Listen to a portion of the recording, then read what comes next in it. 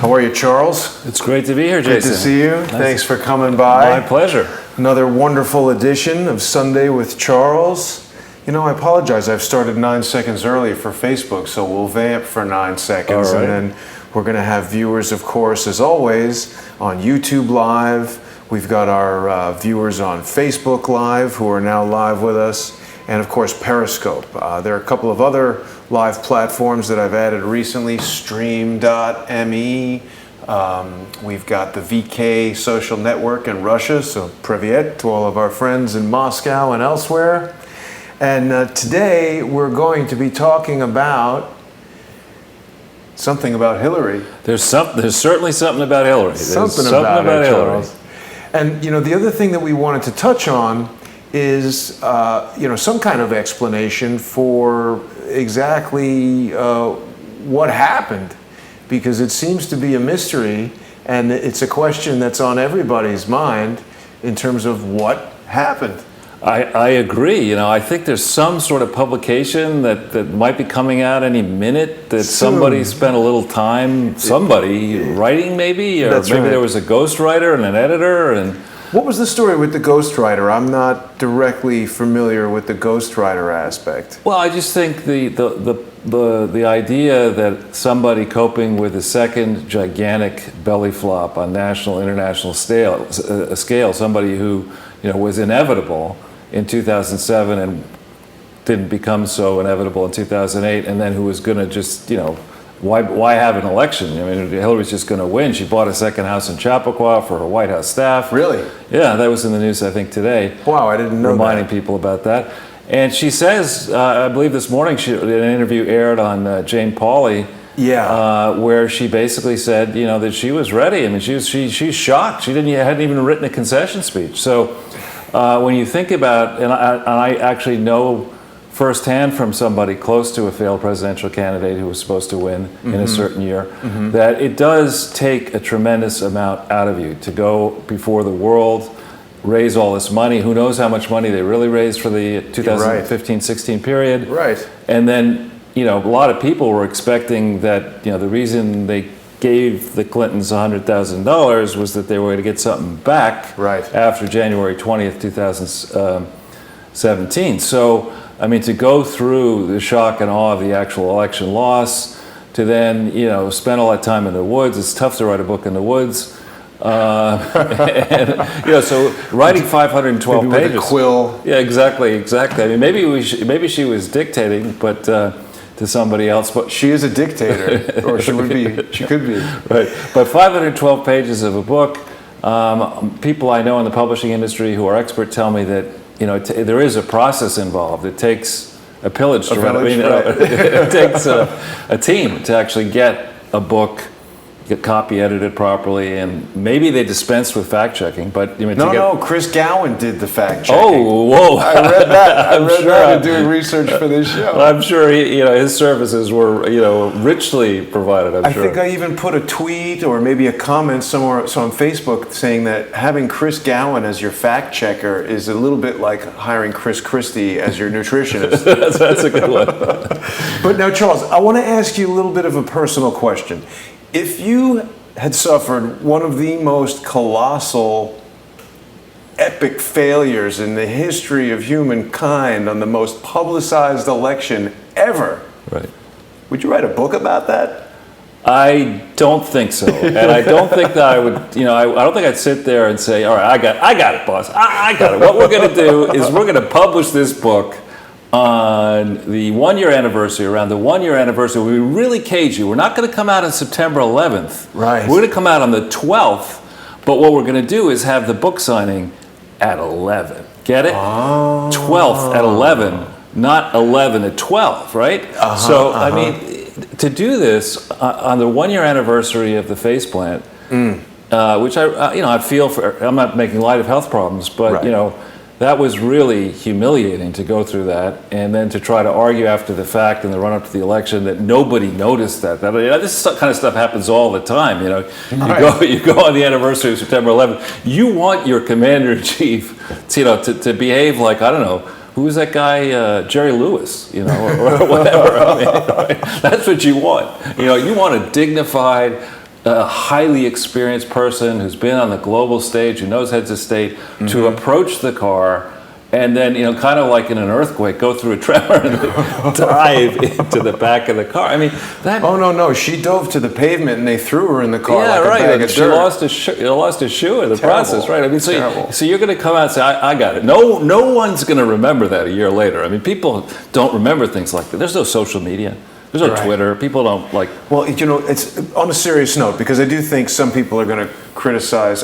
You are beyond criticism, No, sir, people will criticize me for sure for making fun of Hillary Clinton for doing this. The only reason I do it is because she has caused so much suffering and pain for so many people around the world. Something like that, I feel all right making fun of her for. But on a serious note, the thing that you've just touched on is the fact that that video clip was captured by somebody on their cell phone. Right. And when you think, like, even the 2008 election, I've been, obviously, now that we're doing the regular shows and everything, I've been looking at a lot of video footage from a lot of different events. People forget that it's only within the last 8-10 years that everybody has an HD video camera with them at all times. 2008, they were able to still really effectively control the media and crowdsource the truth. Everything that we're doing, it's all come about as a result of this commoditization of really the instant international broadcast of having that mobile phone with you that can send that media out. Well, and since you didn't ask, I wonder, how much do you appreciate the Crowdsource the Truth community?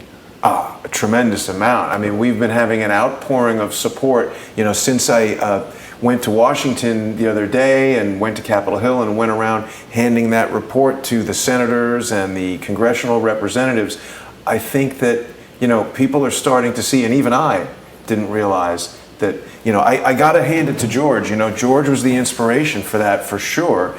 And, I look at it like this. If George was like the heavyweight boxing champ, and then he trained me, and then I went out and had my own, welterweight career or whatever, George is still doing what he's doing, and I'm doing something similar. We're both boxing, but I'm having my own bouts and doing my own thing. And of course, I owe a lot to George, and he taught me a ton of stuff. I never even realized that you could just walk right into Congress and be standing in John McCain's office or Trey Gowdy's office, and it's like, people should do that. If you've got an issue, if you want to be an activist about something, take it right to the representatives. I mean, of course, I had that encounter with Michael McCall, the Texas representative who was the chairman for the House Committee on Homeland Security.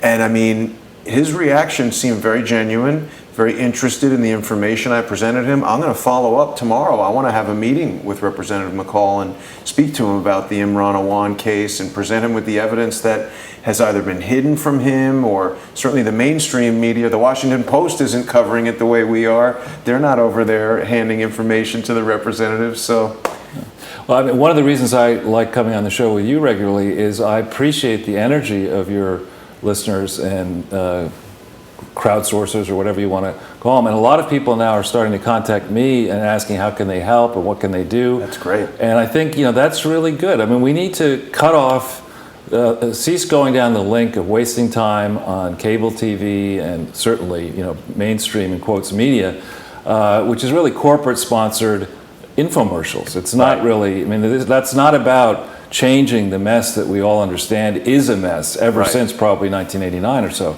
But what you're doing with your crowdsourcers, and thanks to them and thank all of you for helping Jason to make this possible. I know he needs your support and welcomes it, and I do too. I appreciate you saying that, Charles. And avoiding the corporate-owned, advertiser-driven model is super important to me, because a lot of people have been saying, oh, you should get this sponsor, that sponsor. We don't want those kind of sponsors. And it's like the message has become even clearer to me that we've got over 15,000 regular subscribers to the YouTube channel now, over 2,000 subscribers to the Periscope channel, something like 6,000 or 7,000 subscribers to the Facebook group. And, for people who are watching every day and participating, I don't want to ask people for a huge commitment. I know it's tough to make money now, but if each of those people contributed $1 per month, it would really help Sure. keep the effort going, allow us to expand and bring in other people as far as maybe hiring assistants or Sure. keep doing these trips to Washington and want to get back to Phoenix and meet with Sheriff Joe and all of that sort of stuff. But Charles, you're holding this memory stick here. I have to say, what do you got there? Well, you know, everyone knows me as the technological idiot of all time, and No way. it's proof. No, it's proof. My father is still with us, blessedly, at almost 91 years old. At the end of this month, and he is a genius in technology and has a PhD in nuclear physics, and I am proof that that sort of ability skips a generation. I mean, I couldn't turn on your computer. It's like the curse of the werewolf. It is. But nonetheless, I have created a short presentation that we might use to kick off the substance of today's Wonderful, stuff. great. All right, well, let me load this here. This is, what is it? It's a video or? No, it's just a few slides. A It'll help PowerPoint? us- Yeah. Okay, PowerPoint. great. Let me load this up here. Just get PowerPoint going. Yes, I've got my Microsoft Office subscription up to date. Good for you. Make Gates richer. Yep. Well, he's going to need that money for his legal defense. He may need that money. That's true. Okay, so PowerPoint and whoops. Sorry, I just get this open over here, and then we can put it on its own screen. So this is going to be. This If you give me the clicker, we can open it up. Oh yes, sorry. Yes, here you go. All right. Whatever you're give me ready. just a second, and I'll get it loaded on its own screen here. We'll put it up on the big screen. Sorry. It's all right. Okay. So click it up. Yeah. Wait, sorry. Let me get it over here, and then we'll put it to full screen mode. Oops.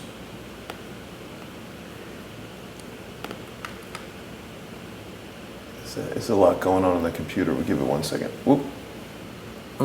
Okay, so hang on, I gotta do this. I got a way to get that.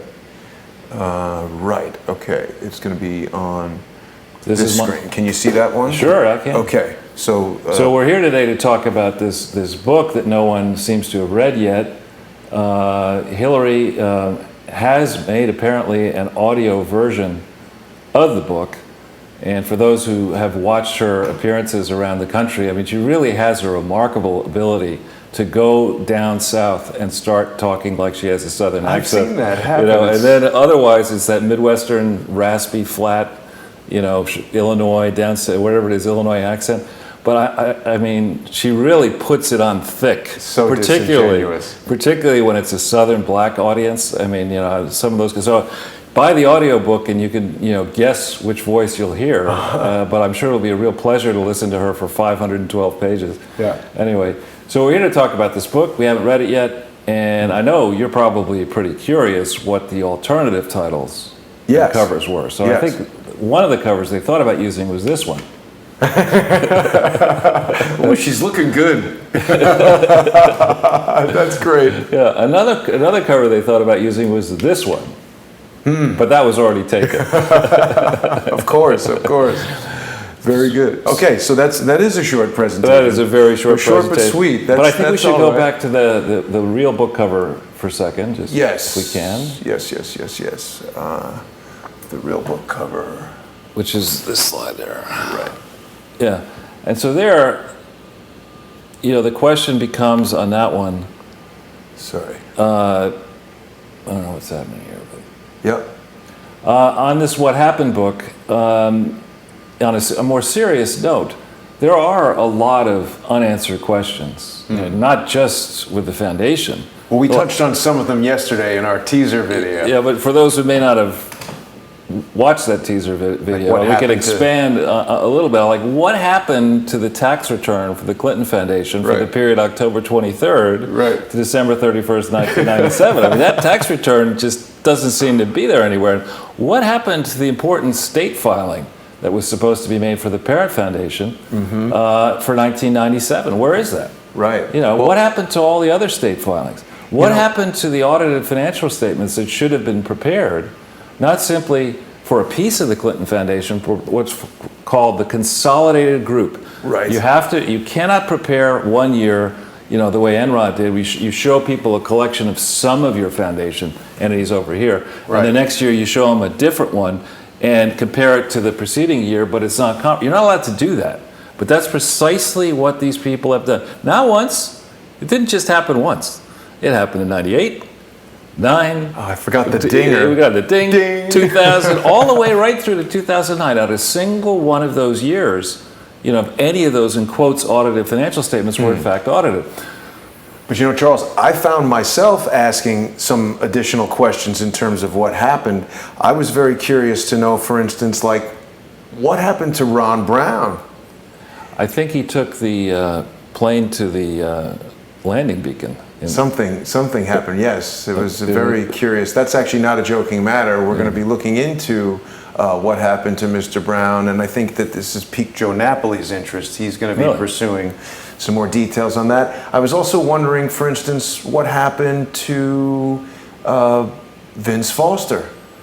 Yeah, that's really never been conclusively explained, nor has it been explained. The various people around the Clintons who survive, all seem to have this nasty habit. When something bad happens, papers disappear out of Foster's room. Yes. Papers disappear out of the National Archives. Papers disappear, emails disappear, offices disappear, and now people disappear. So who was the guy that left the National Archives with the documents in his pants? I think that was Sandy Burglar. Burglar.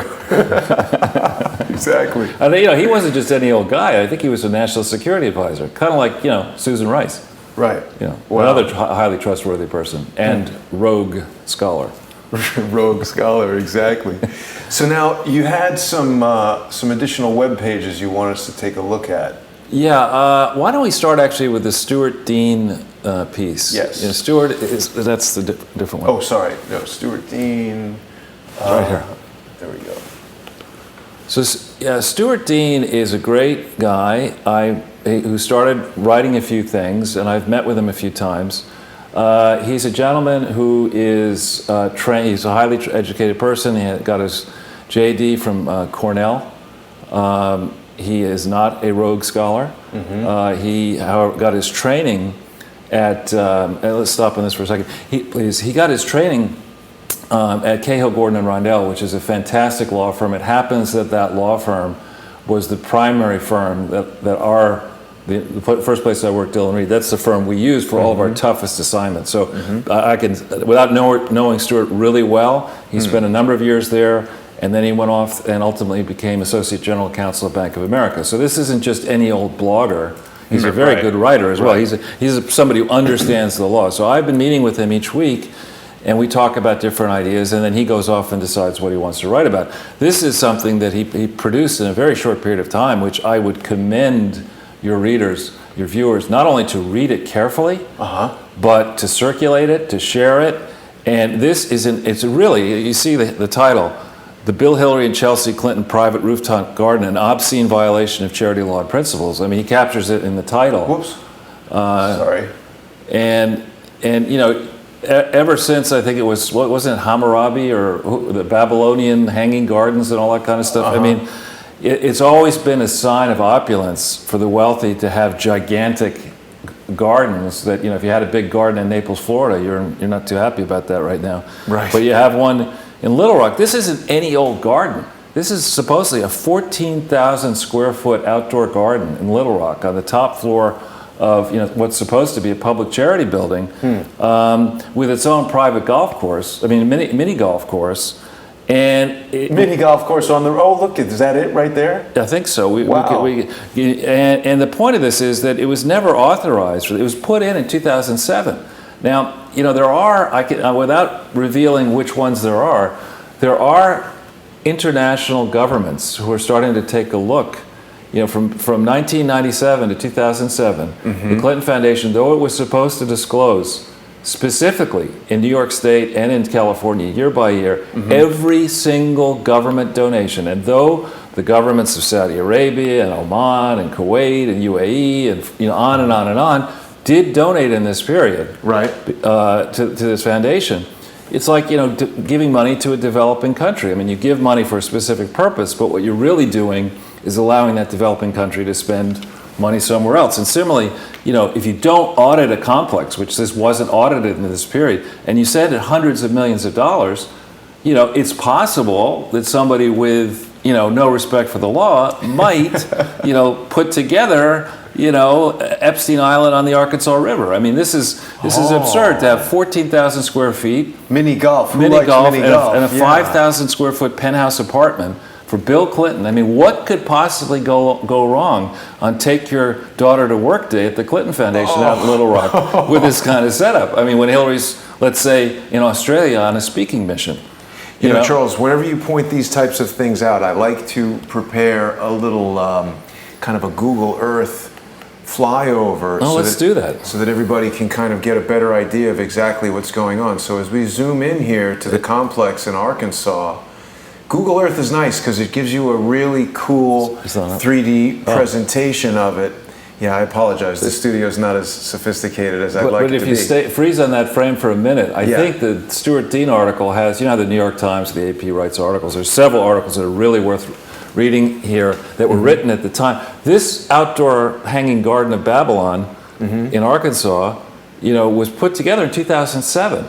And at the time, a writer commented, if we go back to that picture there, the Google Earth picture that you see on your they commented that the library building kind of looks like a glass trailer park, and it sort of does look like it to me. I mean, I was investigating that on the Google Earth image, and the reason I like the 3D one, if you can see this monitor over here, because you can really get in closely, and you can kind of, here's the trailer park right up here. Now, where is the restaurant in this whole complex? It's one amazing restaurant. I mean, when I got into this, I just was Googling different things, and I got to job postings at the Clinton Foundation. And, the deputy assistant, banquet manager, catering manager, bartender, waitress, this and that. I mean, if you think about what this actually is likely used for, I mean, this is a controlled. It has been from November 2nd, 2013 forward. The entire Bill, Hillary, and Chelsea Clinton Foundation has been under the strict control, illegally, of the Clinton Foundation.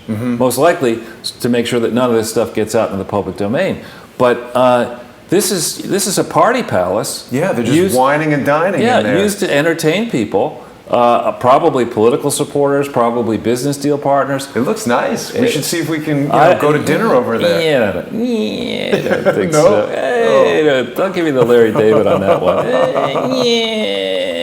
No. You don't think they'd welcome us over there, Charles, if you and I booked a table? I think we'd need a taste tester and bulletproof vests. Yeah. What's the restaurant called? 42? Why would they come up with a name like that? Was he the 42nd president? It's possible. Yeah, there we go. That makes sense.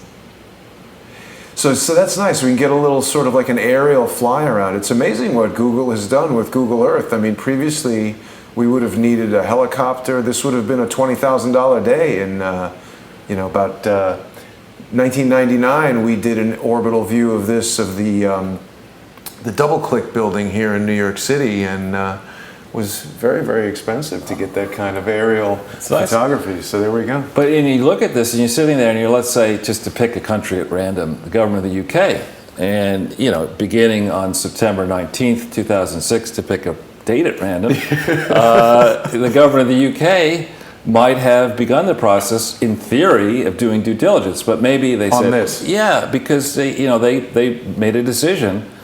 Ultimately, by I think around March of 2007, the government of the UK made a decision to commit £1 billion over 20 years to something called Unitaid, which I would say is a slush fund in Geneva. And during the period 6, 7, 8, and 9, approximately 50% of all the money that Unitaid sent to anyone went to the Clinton Foundation, which was illegally organized and operated and not allowed to fight HIV/AIDS anywhere in the world. And yet the people in the UK, now I mean, we talk about the people in the UK, we have great ties to the UK. We had small problems in 1776, 1812, things like that. But we still have very close ties to the UK, and they are, they have ancient traditions. Our charity laws are based on their charity laws. They do have people who are accountants. They do have lawyers. You know, did anybody, barristers and solicitors, yes, and did any of those people do any due diligence? I mean, if I were in the UK government right now, I would want to know what happened. That's a good point. Maybe I'll write a book about that. Anyway, I'd want to know what happened. In particular, in 2007, I believe there was a gentleman, you know, Tony Blair. I'm familiar with him, yeah. I think he was the Prime Minister of England, and I believe he was, you know, the union milieu, they probably don't call it a milieu, but in union land, you know, you work to get your 20 years, the end of your 20, you get your pension, and they give you extra overtime. It's as if Tony Blair in 2007, you know, was operating a similar scheme. You know, he gets his government on the way out the door to commit up to £1 billion to this Unitate thing, which then, who knows, maybe it round trips some of the money to Blair charities or Friends of Blair, or who knows what it actually does, because Unitate's books aren't controlled.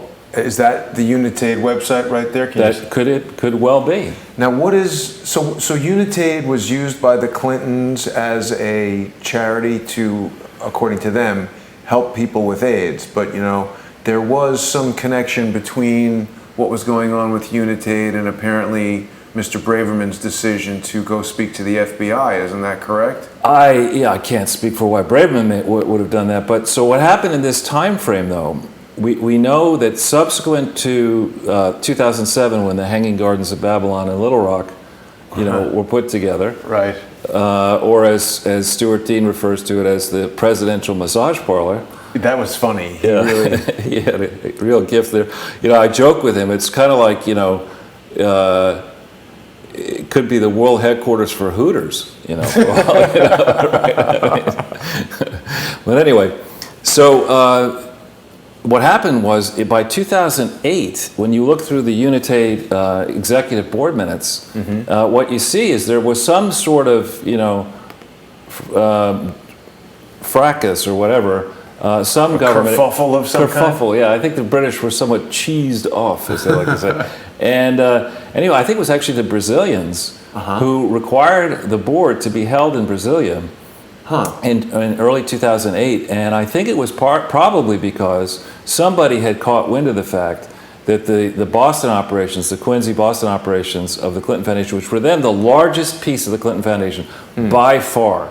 We only know that if you go into the New York State or the California websites, you can see the real financial statements that they put in, as opposed to the sanitized version that the Clinton Foundation has up on their website. You see that this HIV/AIDS thing was the largest piece of the whole pie by far. So we're looking now at the board here of Unitate. Of Unitate, not Hooters. Not Hooters, no. I don't think. But they look like a fine group of people. Right. So Unitate is an international NGO that is not really subject to any rules, sort of by design. There's a great book, we talked about it before. I actually have it with me. It's not this Partners in Crime, but it's another one by, here we go, Philippe Douste-Blazy. Oh yeah, right. Power in Numbers. Power in Numbers. Now this is, and it has a foreword by Bill Clinton. This book is actually a confession of charity fraud.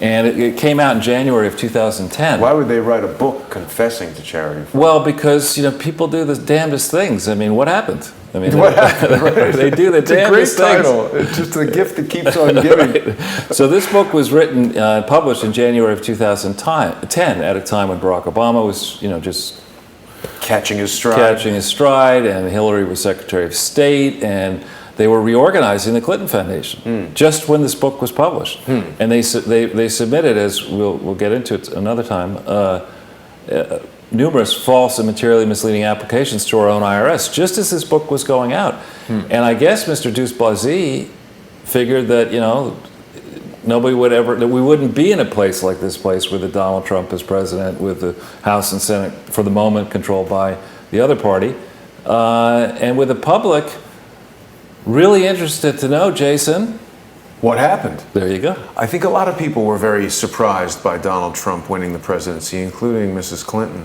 And you know, I had prepared a video clip, but I forgot to load it into the iPad. I can play it from here. of course, when you bring up her tenure as Secretary of State and 2010 and all that stuff, it reminds me of that little video where she's laughing about the murder of Mr. Gaddafi. I apologize. That was a low. It's okay. Maybe what we should do, Jason, is go through those various articles and bring it back. Because, I mean, I think, honestly, when we think about the very real question of what happened, as far as this Clinton Foundation Pleasure Palace is concerned, there is actually a long trail of evidence in the public domain. And, I guess it was on Friday in the afternoon, if we pull up that Which one? Jeff Sessions thing, the Breitbart piece. That piece came out Saturday morning, and you'll notice it has 17,000 Facebook shares, so it's getting some attention. But basically, I want to understand. There's this great comedic series in England. It's called Yes Minister and then Yes Prime Minister. I want to know whether, perhaps next week we'll do something, Yes Mr. President. I mean, are the bureaucrats, is the swamp just in control of Washington, D.C.? And maybe we can do our part, particularly now after these hurricanes, Harvey and these this week, Irma and the others. Yeah. Maybe what we should do, and maybe the reason Hillary said she's never going to be a candidate again, is that we're just going to suspend elections, because it really doesn't matter who wins. Here's the case. You're not going to investigate Lois Lerner. Jeff Sessions is not going to, why is that? Is because she's pled guilty and there's no need to go through this? I mean, you're not going to know. I mean, so to go down a path of saying, I'm not a lawyer, but to allow this person to testify in Congress, to first say I'm innocent and then to plead the fifth in Congress. You're not allowed to do that. You either plead the fifth or you speak. Right, if you're innocent, I mean, pleading the fifth obviously is avoiding to speak because what you say might incriminate yourself. Right. So if she's innocent, how could she incriminate herself with anything? Right. So the point being here, it's not in theory Eric Holder who made this decision. It's Jeff Sessions himself. Jeff Sessions, I thought, was supposed to work for Donald Trump. Yeah. And the American people who are really upset. And I can tell you, out there in the heartland, what I see, Tom Fitton, who's a superhero. Wait till next week when we see the actual reaction. The cowards who put this decision out on Friday afternoon thinking that nobody would notice it. This is an outrage. I want to know how our Justice Department under Jeff Sessions, how did they reach a decision to let this person off the hook? I mean, what are they going to do next? I don't know. Bring Jeffrey Dahmer back to life and give him a pardon? I mean, this is ridiculous. It is pretty terrible. You're right, though. They keep doing the same thing. They had the Imran Awan pretrial hearing on a Friday. They pushed it. The original date they didn't like, so they made it a Friday, and not just a Friday, but the Friday right before Labor Day weekend.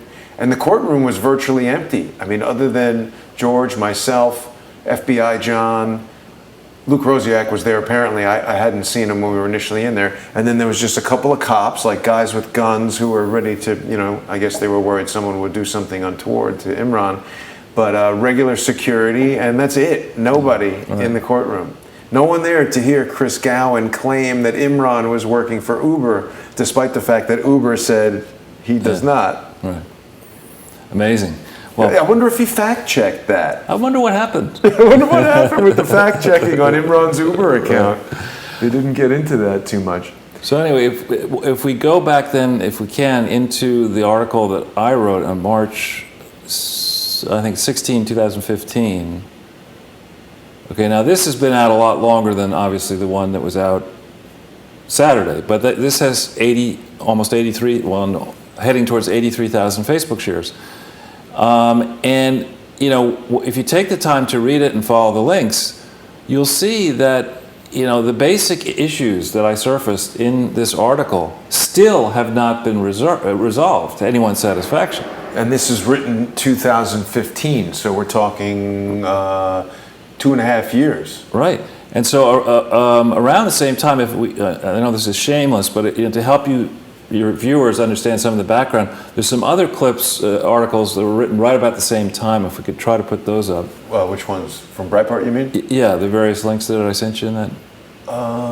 Yes. Let me get that PDF and we can link right to it. Big government, so many red flags. Right, this one right here. You know, the email that I sent you. That has Yep, I've got it. Yeah.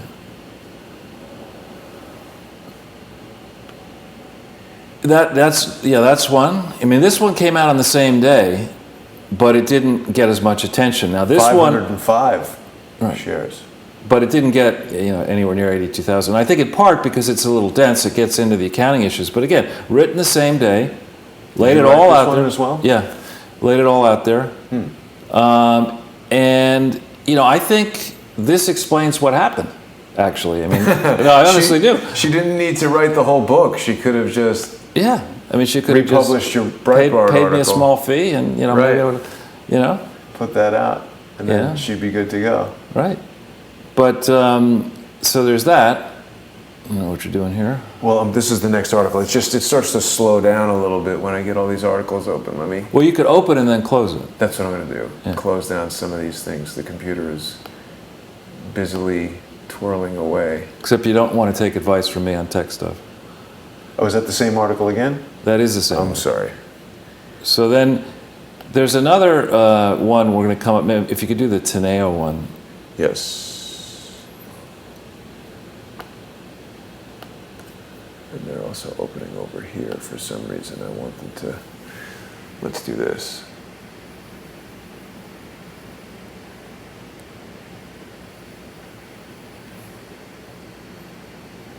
We'll just get it up in a second, guys. Yeah, there we go. So, well, right, but now you can't easily see it. Sorry, I'm still working on my studio technology here. So this is another one that I wrote a few days, I think. Yeah, that's it. There you go. Yeah, I don't want to see what day it is, though. It's still loading. There we go. Yeah, I wrote that a couple weeks before that.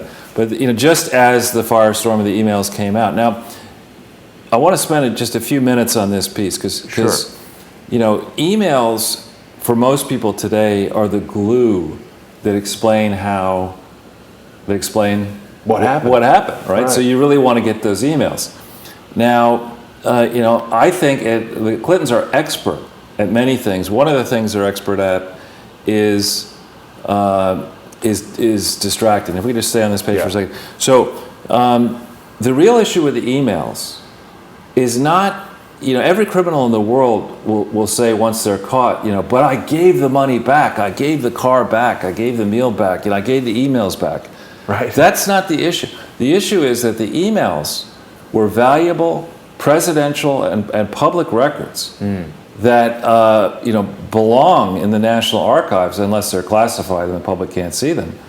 And you don't have a right to put it slightly differently, you don't have a right to go, as president and then walk out the front door with a Resolute desk and use it in Chicago for 3 years and then return it and it's okay. I mean, didn't they steal all the furniture from the White House? Well, there are allegations that some people poo-poo that they didn't actually steal it. They just borrowed it. It was their own stuff. They'd gone to their supporters and their supporters had bought them the stuff and they were storing it in the White House. It really was their stuff. Anyway, who knows? But as far as the emails are concerned, you don't have a right.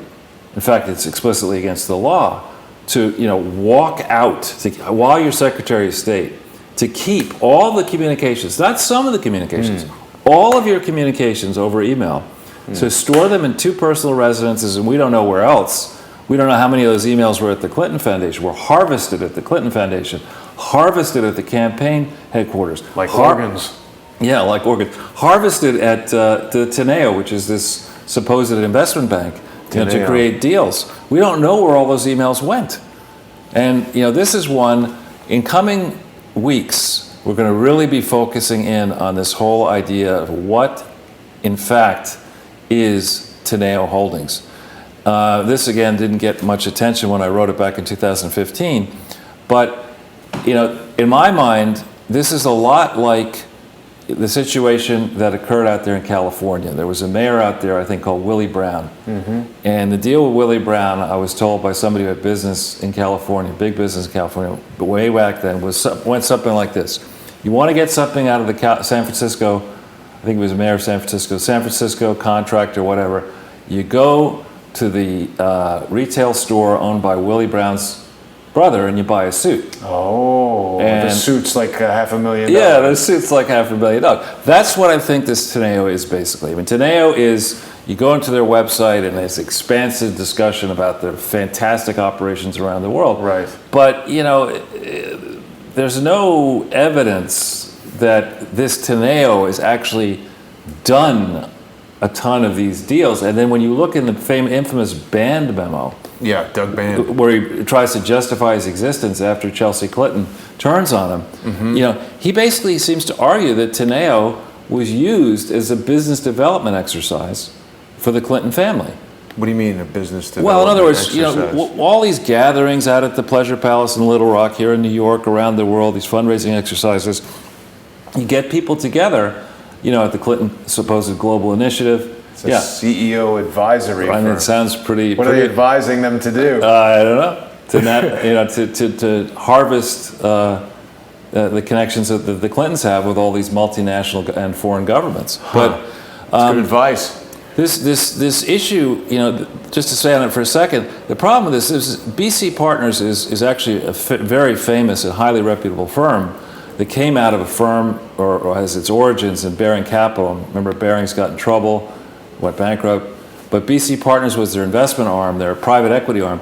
And their charter at BC Partners is to take control of established companies with, you know, global footprints, commanding market positions around the world. Their investors include the sovereign wealth funds, which are, you know, the elite of the elite funds. Those are the funds that governments create, and they hire the top investors around the world to come work on staff, and they only put money with the best hedge fund. They check the hedge funds out really carefully, you know, and typically, and these are called private equity funds. In a private equity fund, you have a charter, just like the Clinton Foundation had a charter. You were supposed to be a library.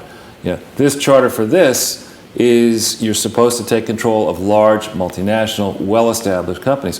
Query: why did BC Partners make a minority investment, i.e. a tiny investment, for far less than control in this new entity, Teneo, which didn't exist, you know, didn't have much of a footprint, and is in an area where your valuable assets walk out the door every night when they go home? It's a people business. Would you like to hear about their strategy at BC Partners? No, I wouldn't. But Oh, you can okay. put it up if you want. Yeah, well, why don't you put it up there? Okay, sure. Yeah, it's there. People can see it on the screen. So, you know, real question is, why did BC Partners go off their mission to make an investment in Teneo?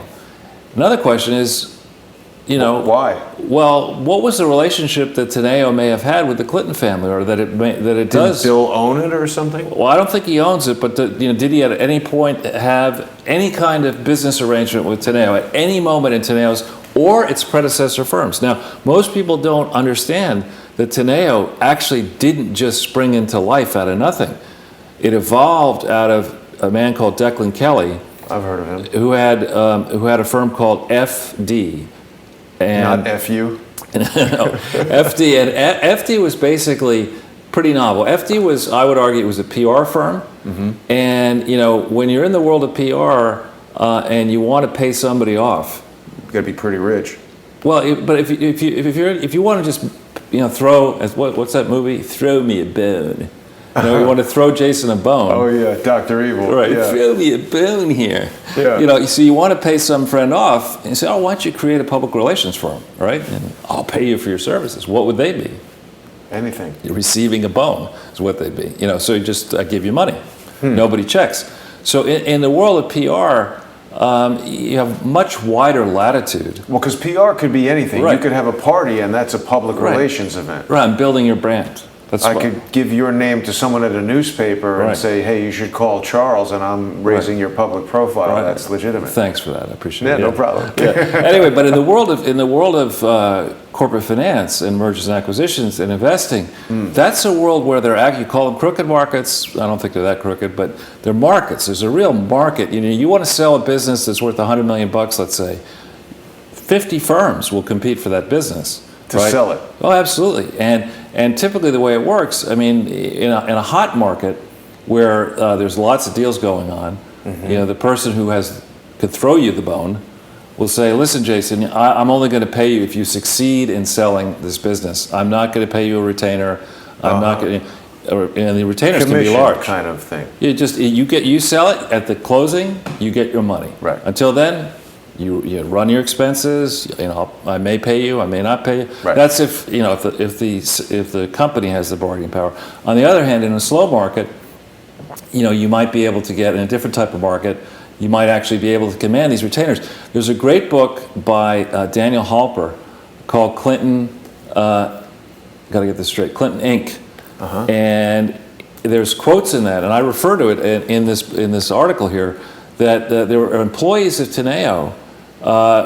Daniel reached out to them, and they're on the record saying, we're not really sure what Teneo actually does, or why a company, let's say like Coca-Cola, would pay so much money in an advisory fee. It's very unusual for these big companies to pay millions of dollars in retainer fees, for, quote, advice.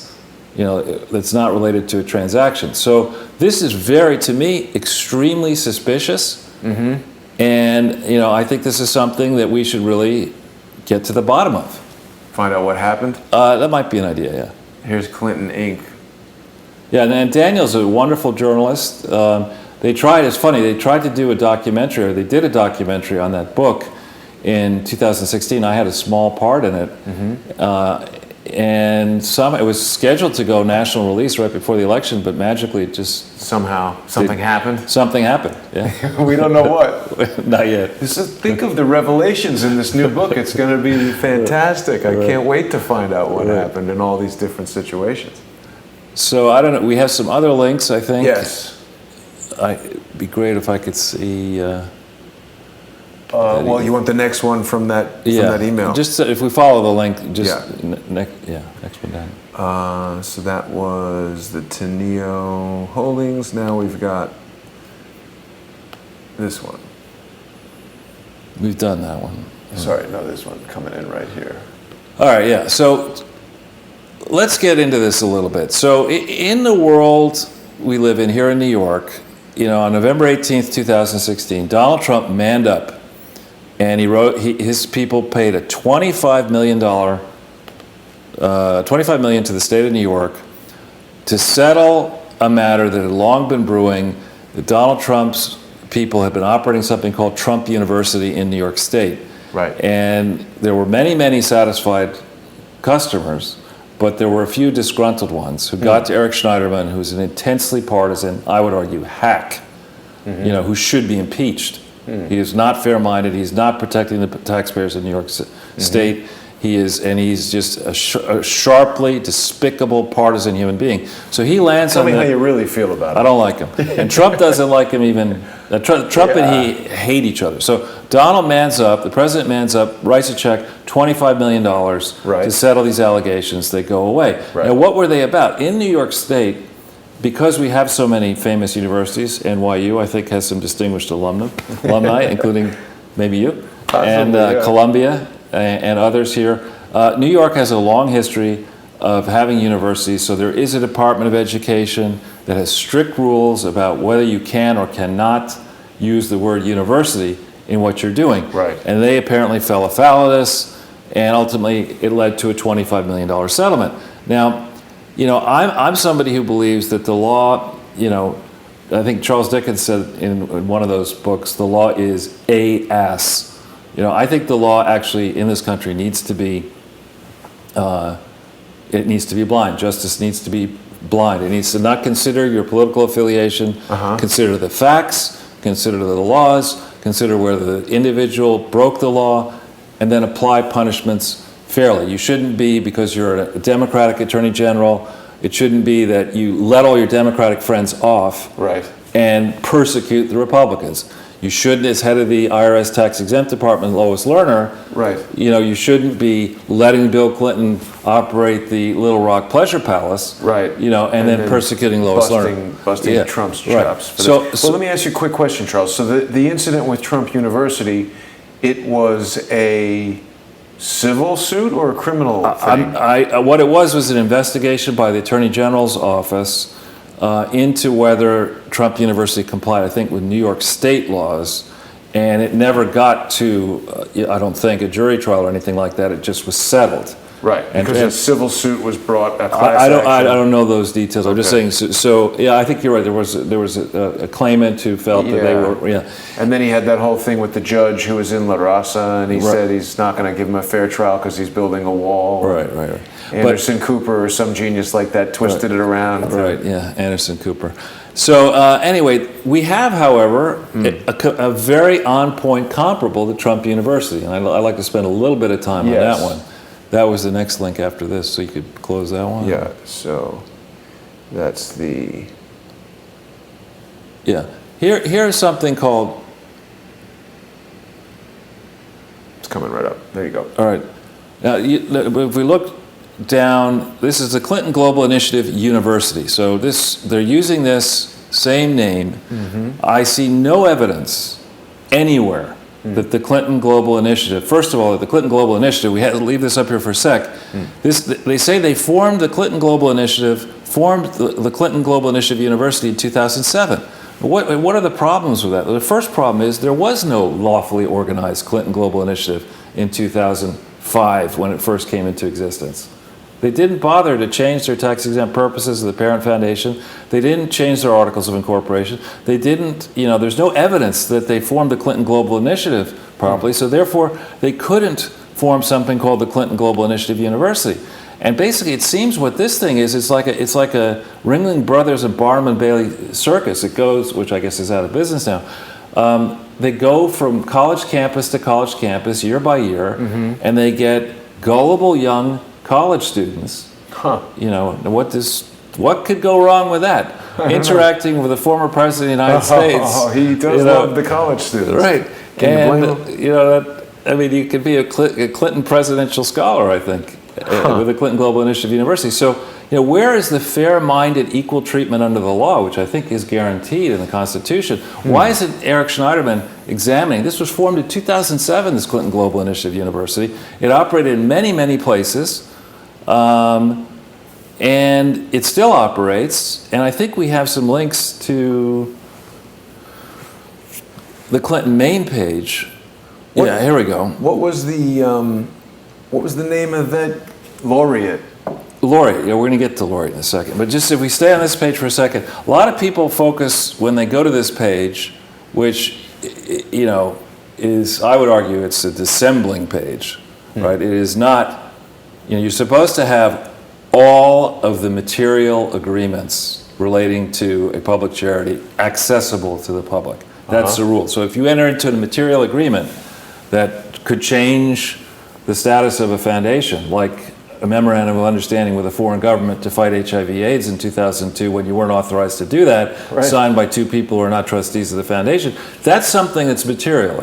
Like when the state of Mississippi disciplines you not once, not twice, but 3 times, for soliciting improperly in the state of Mississippi, taking advantage of vulnerable people in a poor state. You're supposed to put that up.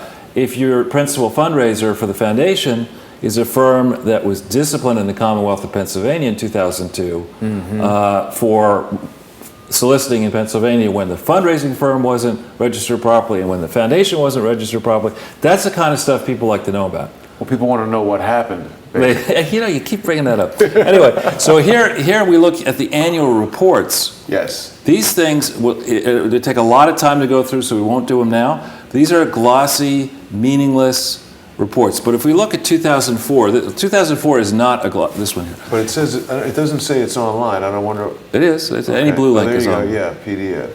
That other one had online in the parentheses. But I wonder what that was about. This is in 2004. Now this is a year where in a subsequent presentation we're going to explain that this was the magic year where they defrauded the National Archives, in my opinion.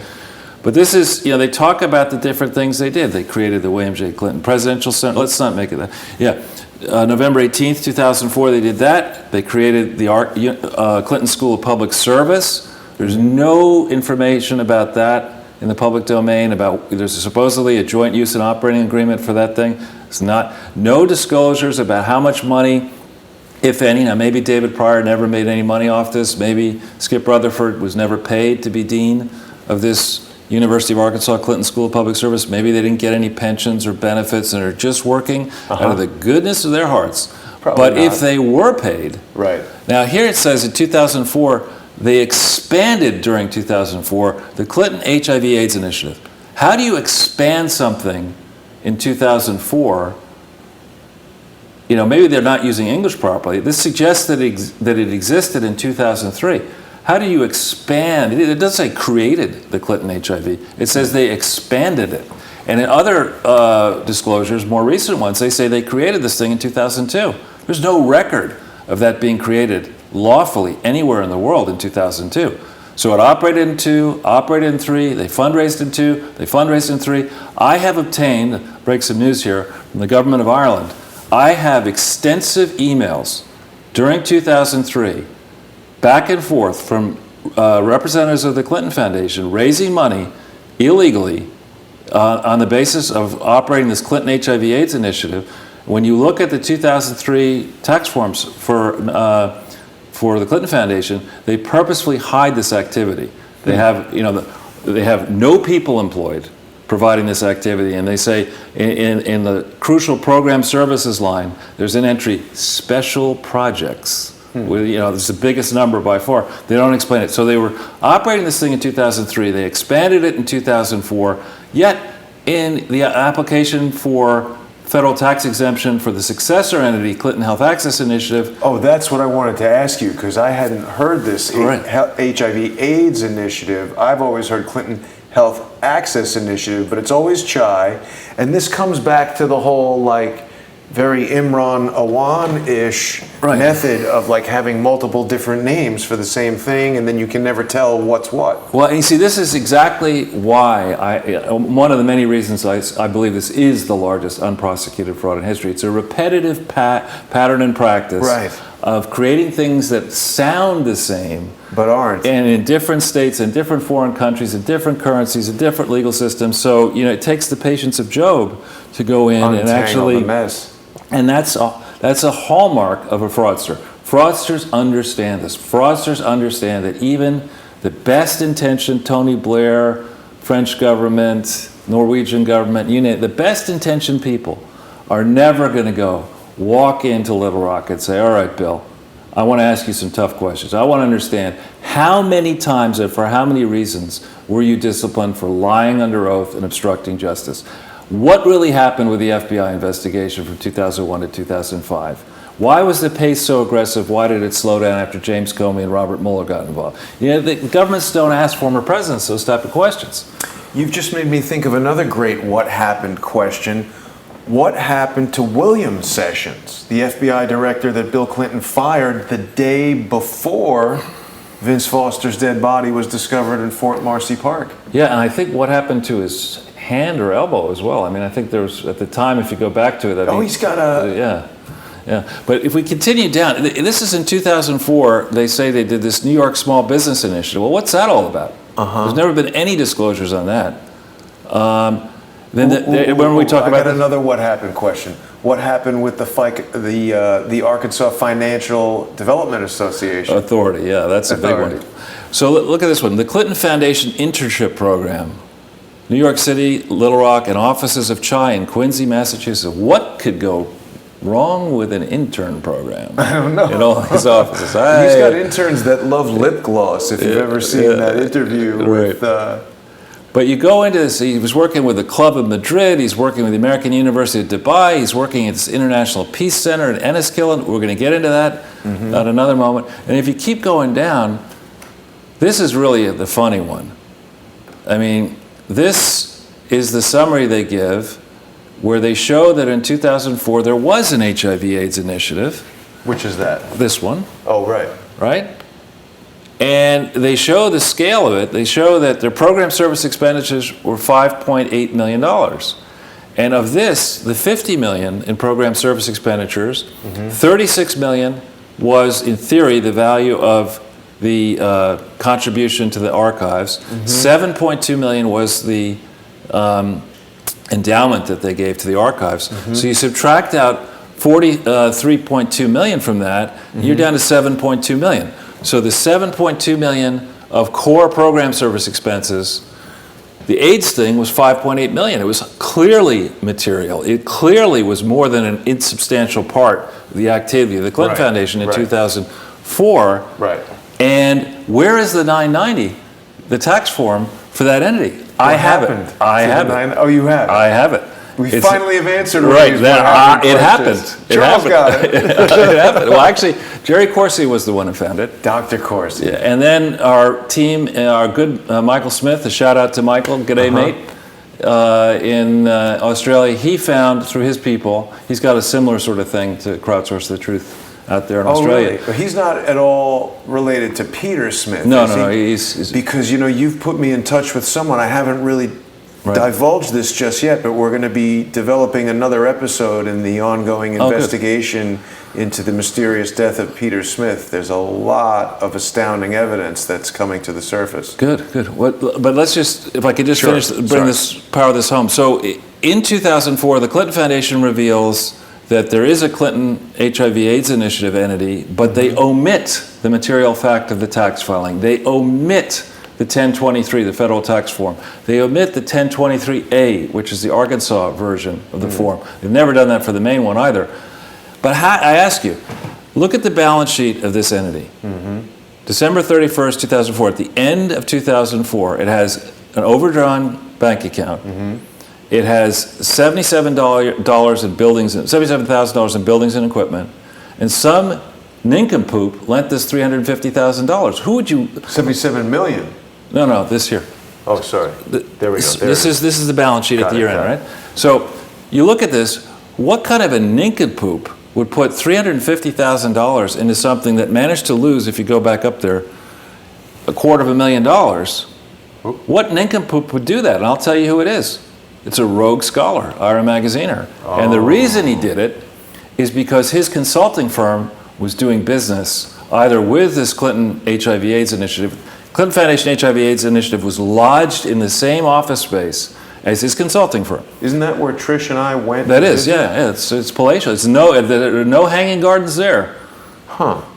And all of this is highly material, should have been explained, still hasn't been corrected, and the fact that they continue to withhold this material information while they're fundraising is just compounding, ka-ching, their exposure. Exactly. Come November 15th and afterwards, when I suspect they will once again fail to correct all these tax forms. I mean, if there is an impartial judge who gets into this, inside this country and around the world. There are some judges outside the world I'm aware of who are not terribly impartial. We won't get into that. Outside the world, right? Outside the U.S., rather. Oh, well, and there are some that are now outside the world. They were impartial, so they had to go. Right. Pillows and things. Right, exactly. But in this case, when you get into this, there's just a lot of trouble for the Clintons in their own disclosures. And then if you go back to that main landing page,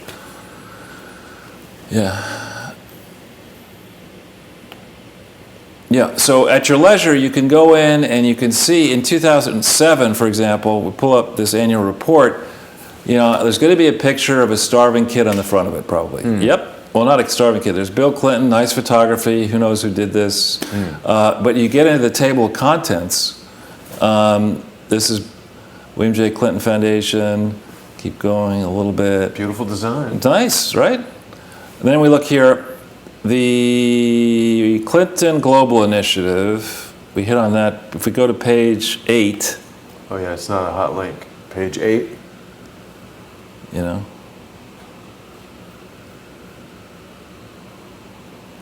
We should see something. This would be 8. And keep going a little bit. We should see something about the Clinton Global Initiative University.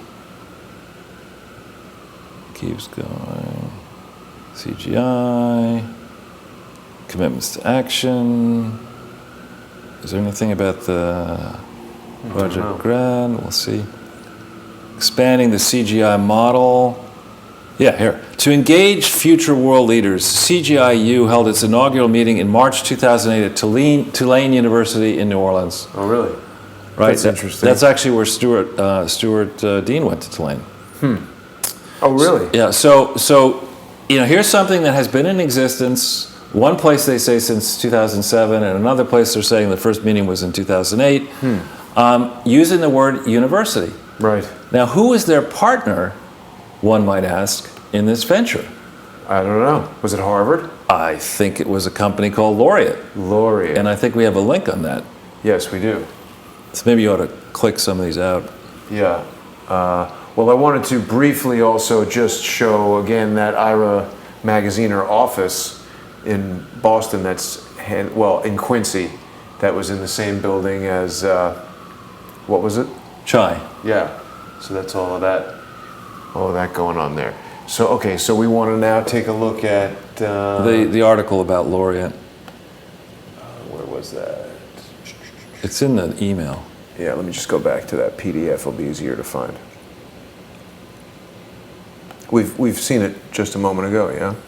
You had it's not on the screen at the moment. You have the 2007 PDF.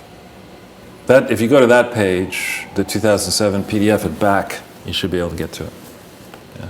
This one? If you can then, well, no.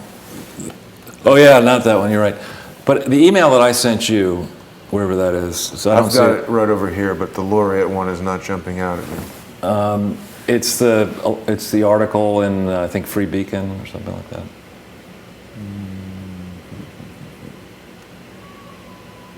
Oh, here it is.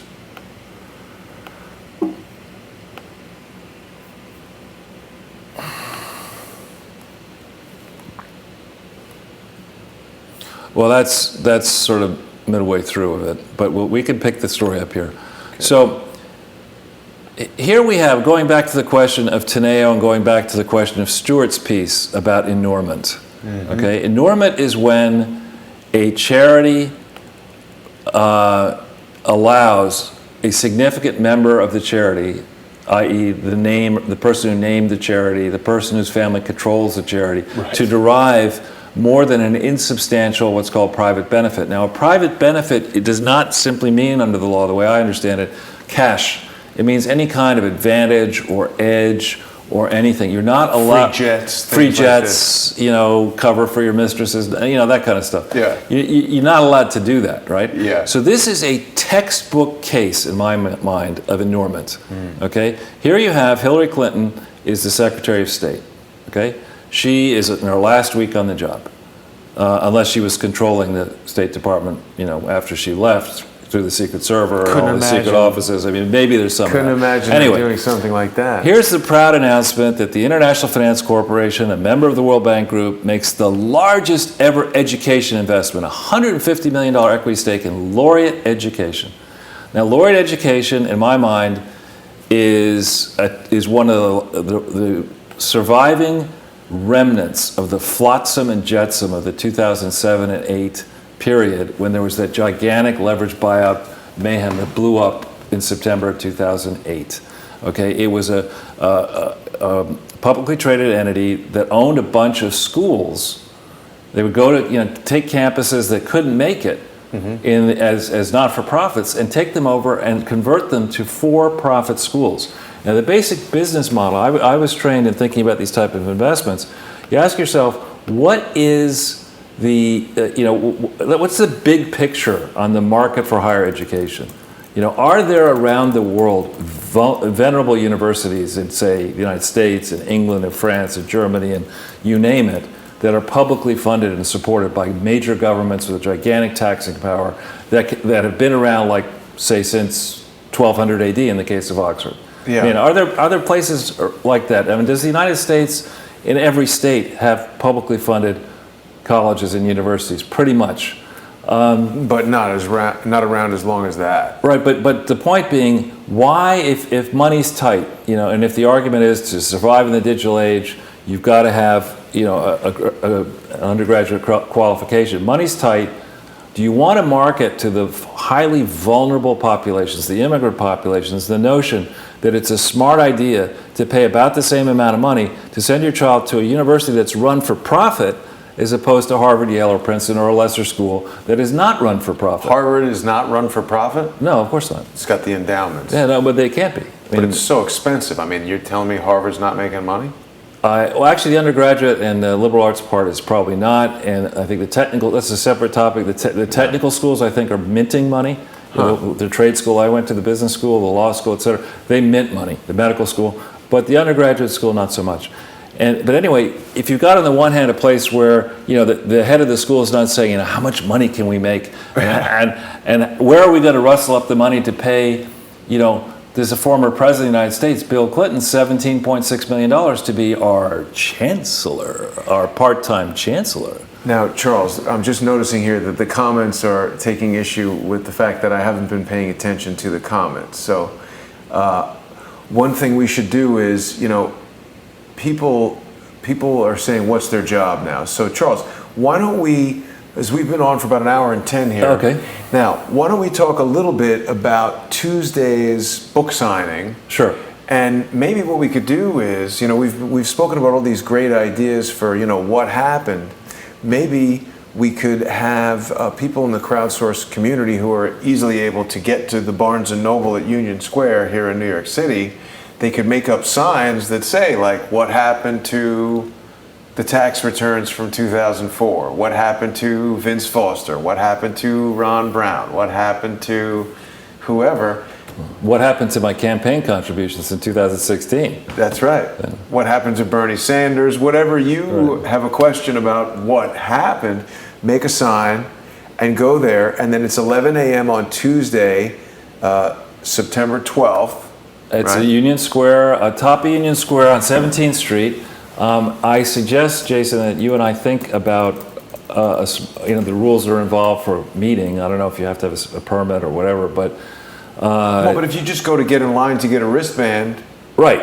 It's not really a meeting. You just happen to be there with a sign. That's a good idea. That's a good idea. Different places in the line, and we can go up and down the line, and we can interview people and that's a get great their idea. questions. That's a great idea. Maybe we'll get there a little early.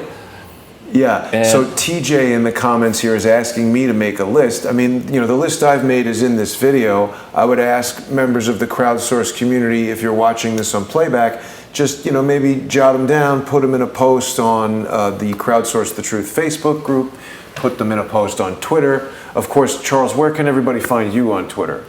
It's a very complicated site. It's at Charles Ortel, CharlesOrtel. So if people go on Twitter and we just search for, there you are, you come up right away. Everybody can follow Charles and the investigation. And of course, you were just breaking information there about some of the international partners that you're working with in Ireland. And that was very interesting to hear about the international investigations into the Clinton Foundation. Charles is always tweeting out new information about what's going on with regard to the criminal enterprise that is the Clinton Foundation. You can find out a bit about what happened, possibly. Everyone's trying to find out. It's very hard to tell. And Charles, if people want even more information than they can get from Twitter, they can, of course, visit charlesortel.com. Yeah, and actually what I've done is I've done a fair number of interviews, so that if you go just on Google and you Google me in quotes and you look in the video section, there's quite a few videos up there. Mm-hmm. For those who are technically minded, this site here, starting actually with something, the first foundation report that was issued on April 20th, 2015, going forward, there's quite a few very detailed reports for those who say, and some critics say, wow, you know, he doesn't really ever get into detail. Yeah, try me. Who says you don't get into detail? Well, some people have accused me of that. That's like accusing George of not making a lot of videos. Then the other thing to do is, and here's a shameless plug, yes, is to get this book. And there are a lot of people who have contacted me, and I like being contacted, so keep it up. But a lot ask me and say, well, if I live in a certain state, what are the rules in this state about contacting my Attorney General? Jerry Corsi, drawing on the research that I had done through about December 2015, produced this book in 2016, which at the end, I want to say it's Appendix B. I'm looking here. Yeah, Appendix A is a list at the time of all the state attorneys general and their contact information. Mm-hmm. And Appendix B contains sample complaint forms. So you just get this book, and you'll have all the answers you need. And plus, here there's a lot of information about what actually happened, but it only takes you through really the end of 2015. Since that time frame in 2016, and literally every day, thanks to all of you and others, I get people contacting me now out of the woodwork with valuable information that we're now going to be assembling. We're readying the long-awaited barrage of exhibits that I promised people. I'm going to begin that process, probably doing the first one with you. Great. Towards the end of September, because we want to make sure that we get everything right. In the run-up to November 15th, 2000, we're going to put a countdown clock to November 15th, 2017.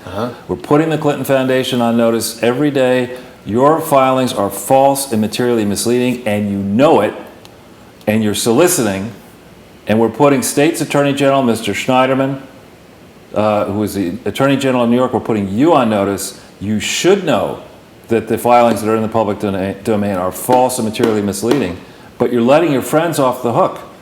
And what you're doing actually at a time where there are a lot of money's being raised now to maybe help the people in Florida, help the people in Texas and elsewhere, a lot of money's flowing around towards these suspect charities. Right. You're letting Exhibit A off the hook. You're engendering behavior of fraudsters by giving a pass in our state to the Clinton Foundation. You should know better than that. And around the country, in the states of California and Massachusetts and Illinois, I don't want to sound like Howard Dean here. I'm not going to start screaming. But in all of these different states, you're engendering charity fraud because the record is clear. You know what happened. Yeah. Right? And you're letting these people, they don't have an audit, they're the Clintons. Perhaps he could come to the Union Square Barnes & Noble and tell us what happened. Yeah, I think that's not going to happen. Night by Night in the comments on YouTube wants to know what happened with Webb Hubble. So there's a lot of good questions that people have about, exactly what happened. Well, what happened with Danny Williams? Oh yeah, I had that. That was one of my questions. What happened with Danny Williams? I had that loaded up and ready to go. What did happen with Danny? What happened with Danny Williams' mother is maybe a better question. Okay. But anyway, Charles, thank you so much for taking time out of your Sunday. It's always a pleasure to see you. Great. Again, another just waterfall, avalanche, just barraged, as you said, of evidence, of information. I mean, people think we're making this up or there's no, it's like, this is hard evidence, public domain, openly available. You're citing articles, you're showing their own annual reports, their own tax filings. Something's got to be done. And this is what I love. We're really seeing the power of Crowdsource, the truth happening here, because whoever is getting ad money from Simon & Schuster or paying Hillary Clinton, who knows how many millions to write that book about what did or didn't happen, they're not putting on a show like this. They're not bringing it to people's attention. Well, I don't, I might be able to raise the money to buy a used copy of this at the Strand after Tuesday, and I might have the time available to check the footnotes of this book, if there are any, and to check the vignettes. But I will be most interested in particularly what happened around September 11th, 2012. I'm going to be keenly interested in her tales of what happened from, let's call it, pick a date, November 10th, 2008, when Kamiki Gibson writes a memo basically saying the Clinton Foundation is blowing up, and that's in the Podesta emails. From about that date through, say, December 12th, when the MOU is signed, through her testimony, her fraudulent testimony before the Senate, where she gets confirmed on that date. I really want to see that, and then all the reorganizing of the Clinton Foundation, what she says she was doing in this time frame. I can't wait to see what happens. I got a great idea. You and I should write a book with the same exact What Happened logo, but just an image of us sitting right here at the bottom, and it'll just be one line after the next of what happened on this date, what happened on that. Just make that the book. We could do something like that. All right, Charles. I'll see you next Sunday. Looking forward to it. Thanks again. Take care. Jason. And thanks everybody for watching. Have a great weekend.